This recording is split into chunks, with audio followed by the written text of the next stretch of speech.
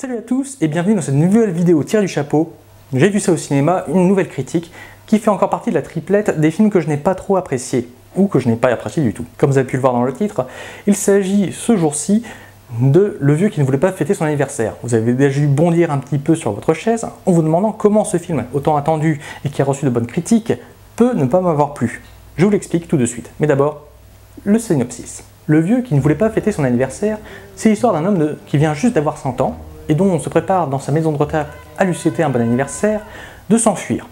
Il s'enfuit par la fenêtre et commence un road movie où il va rencontrer d'autres personnages, mais en même temps, parallèlement à cette aventure un peu odyssée, il va se remémorer sa vie. Le problème, c'est que l'histoire du monsieur vieux et l'histoire du monsieur jeune, les deux ne vont pas ensemble. Plus exactement, dans l'histoire du monsieur vieux, il s'agit d'un personnage qui, en tant que vieux, est très passif. Il se contente d'être là, d'avancer, de ne servir pas à grand chose, puisque une fois qu'il a introduit les nouveaux personnages, eh bien, ce sont eux qui vont agir. Lui, il restera en retrait, à se poser des questions, à attendre.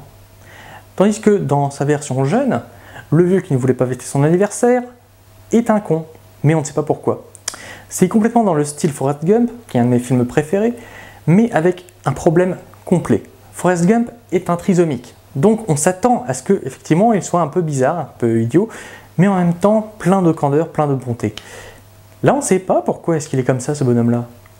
Il est con parce que tout ce qu'il fait, c'est par hasard, ou sans le faire exprès, ou bien alors c'est parce qu'il a une petite idée, ou bien un hobby, il aime bien faire sauter des choses, donc il va inventer la bombe d'Hiroshima. Non, ça ne se fait pas, ça n'a pas de sens, ça n'a pas de logique. Le film quand même est assez intéressant dans le sens où il y a des gars qui font rire, il y a des situations qui sont bonnes, il y a de bonnes utilisations de personnages, en particulier en fait, s'il n'y avait pas le vieux qui sert à faire deux histoires dans un seul film, eh bien on pourrait avoir deux films avec deux histoires qui valent le coup. La première histoire, disons celle du vieux, c'est une histoire de quiproquo, c'est un road movie avec un ensemble de personnages complètement farfelu. Ça va bien. L'autre histoire, celle du vieux jeune, c'est lorsqu'il passe sa vie d'abord à faire exploser des choses parce qu'il aime bien faire exploser des choses. Ensuite, il abandonne ça pendant un moment, ça ne sert à rien. Ensuite, il se fait castrer par un rastiologue, mais là encore, ça ne sert à rien. Et il reste complètement passif.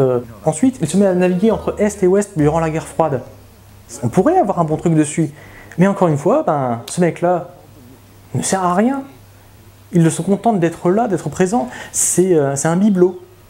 Et ça, c'est le gros problème de ce film. Passé ce problème du film, qui malheureusement sert aussi de liant la partie 1 et la partie 2, on se retrouve avec un bon film et un film moyen, qui aussi avec quelques petites blagues intéressantes, donc ça peut faire un bon moment, on peut rigoler, mais moi j'ai pas éclaté de rire, c'est parce que justement il manque un enjeu.